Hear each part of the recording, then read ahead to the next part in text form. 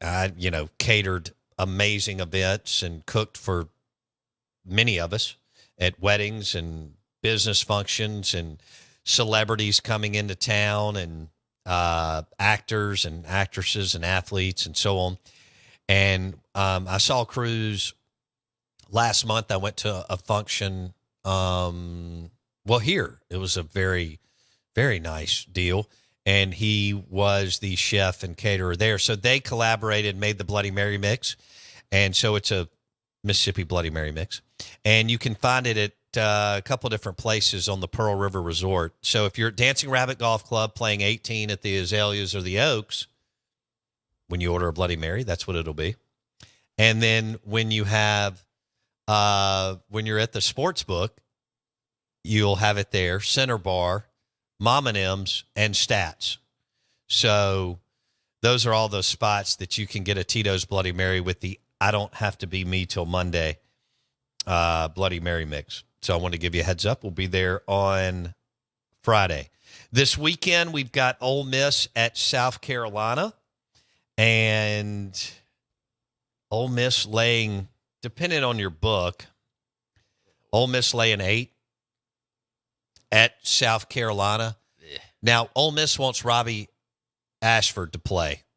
He's a solid quarterback, but he's bounced around. He was at Auburn. He's been through the portal. And, their quarterback got hurt several weeks ago. Yeah. And when they were beating up on he was in an injury. Oh, yeah. Kentucky. I guess it was. That's right. And is that right? And he hadn't played since. Right. So we'll see how that looks this weekend. But if you're Ole Miss, you want to face Robbie Ashford. You should win the game. How you feel about the 8? That may be a little too. That may be a point too many. Yeah, I was about to say a touchdown feels right. 8's a stretch. Lenoris Sellers is the dude that I'm referencing. He is a big kid. And he played his last game several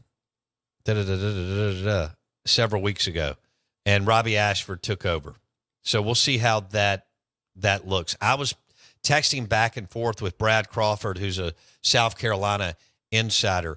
He said he believes it'll be Robbie Ashford, but if Lenoris Sellers can play, then obviously they'll play him. Does the line move?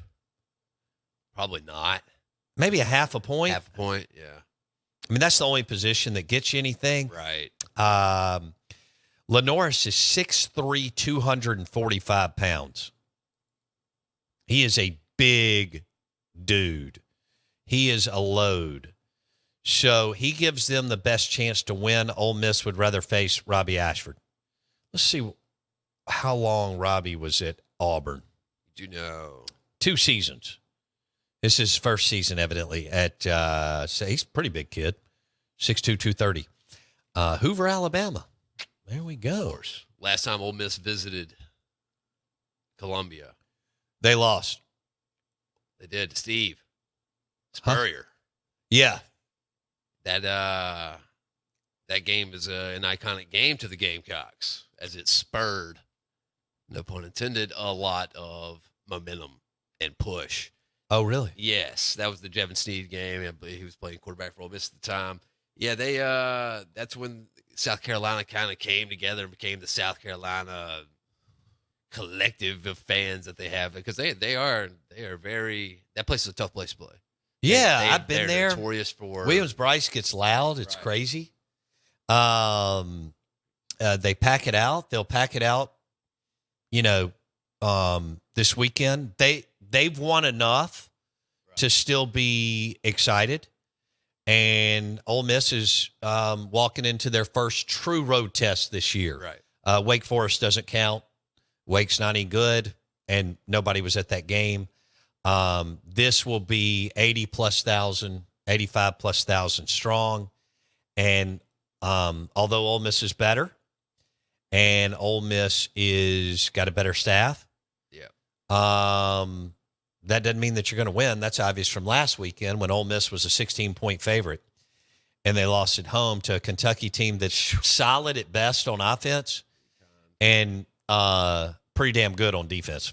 That 09 win spurred. Well, that Ole run. Miss was preseason number 4. 4, and that was Jevin Sneed Yep. and Houston Nutt. Correct. And I remember covering that game, and there was a lot of excitement about around Ole Miss in 08. They had gone to the Cotton Bowl. Right. And Nutt had had a hell of a year. Houston Nutt, in his first year from Arkansas, had a hell of a year. Yep. And then Ole Miss went to South Carolina and lost. Snead had 7 for 21 with 107 yards that game. That spurred the 4-year run of their program. With Spurrier's 11 win seasons, they won the East the next year, and the Sandstorm became their song. Oh, did it? That was Metallica? the thing. Yeah, became their song. Damn nations. I didn't realize that. Okay. The Out of Bounds Show is brought to you by mssmarthomes.com. I've got the Sonos system at my house, surround sound, baby, for movies, sports, and music. All powered by mssmarthomes.com. Get it for your house or man cave, playroom today. Call Jake Manning, mssmarthomes.com.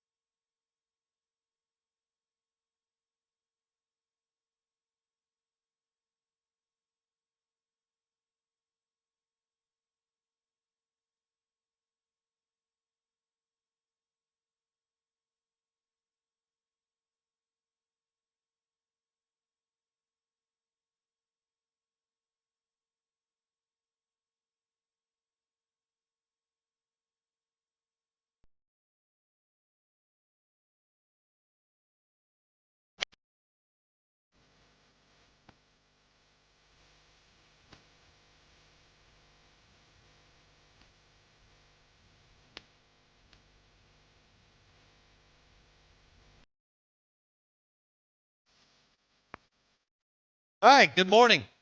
Welcome into the Out of Bounds Show. ESPN 1059 The Zone. We're streaming live on thezone1059.com and the Out of Bounds radio app. You can also watch the show on YouTube. Search Out of Bounds Sports. And we've got a special guest in studio, Brian Carpenter. And he is a producer, among many other hats that he wears. And we're going to talk about Little Brother of War, among other things that he has done during his creative journey.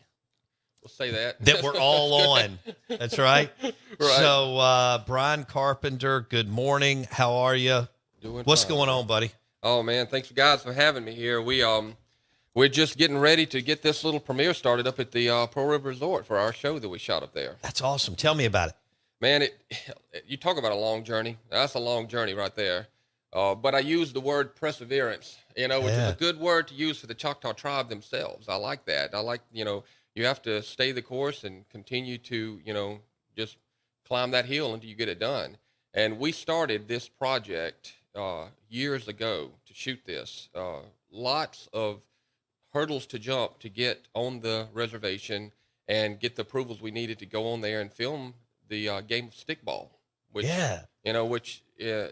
arguably is the first continental game played in North America. It was the first game that so many of them. How about that first I know, right? Game played in North America? They've been playing it for centuries, right? Even before recorded. And I think some of the European people saw it in the early 18th century, and they recorded it, documented it, whatnot. But they'd been played, hundreds of years prior to that. Yeah. And they call the game Little Brother War because the tribe played it to avoid all-out war over something that may have caused that. In other words, if they had a dispute over land or hunting rights or fishing or even territory, instead of going to war, they would gather together and play this game. And the game would last days over miles of the course, and people would die. And at the end, whoever won the game was the one that won whatever they were arguing over. Hence the name Little Brother War. Wow. So. Okay, so the premiere is Thursday at Pearl River Resort. That's correct. Okay. How long have you been working on this project? Brian Carpenter on the Out of Bounds Show. Go ahead. So we started about, it's around 2018, I believe, is when we started filming this. And that was the years that we, 2019. And we went to the reservation. We shot the entire season of stickball that year. Lots of stuff happened. We got caught in the middle of COVID with our editorial out in California. The studio shut down out there. Then after that, we get back started again. We had a huge industry-wide strike that happened recently, and that put us back. So one roadblock after another, but we finished it, and we got it together with Storyville, which is an editorial studio down in New Orleans, Southern Sound, which is Steven Soderbergh and sound guys that do a lot of his shows. They did all the sound on it. Put it together, brought it up to the tribe for them to see, which they have been working with us nonstop. Just developed just a wonderful relationship with them over the years. Yeah, I mean, great. As you can imagine, love to hear that. Yeah, I know. If you can, I'm sure you know, and rightfully so. Yeah, they're a little bit, very tight with who they work with, and they need to make sure that people have the best interest, in whatever they're doing there. Sure. And I wanted to make sure that this means a lot to you. It does mean a lot to me, and it means a lot to have made it right and made it to where they're proud of the way it portrays the Choctaw, because not patting myself on or us on the back, because it was certainly a team effort. Sure. But the simple fact of the matter is, this is the first time with this type of vehicle, right, that the Choctaw tribe and the game of stickball is going to be shown. That's awesome. And you don't very often get a chance to do that, right? So doing it right was important. And I sat down, I remember this so clearly. I sat down with one of our main characters that you'll see in the film, Elijah Jimmy. And Elijah looked at me and he said, Brian, he said, I'll take part in this. And he said, and I'll do this. And he said, but you've got to do it right. Do what you say. do it correctly, and tell the story the right way. Right. After all these years, he took a look at it. He walked up to me literally with tears in his eyes, and he gave me a hug, and he said, "You're a man of your word." And that meant everything to me. That really did. That's powerful. Yeah. All right, so Brian Carpenter on the Out of Bounds show, and it meant that much to him when he saw it. Little Brother of War. Right. All right, tell me, is it this is a documentary for how long is it? Right. It's around 1 hour and 30 minutes. Love it. Yeah, so right. that's perfect. Full feature documentary. 90 minutes. Right. And it tells the story not only of stickball, but the Choctaw tribe in itself and their culture. We mixed a lot of it in.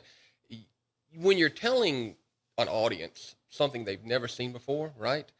You've got to keep them interested, but also educate at the same time. Right. And to find that balance is, it's difficult. Right. Because you don't want to lose people in the weeds, so to speak. You got to have the hook in the beginning. That's right. Tell the story through the middle, and then figure out how you're going to wrap it up. Right. 3 acts generally, and make sure that so that's what we did.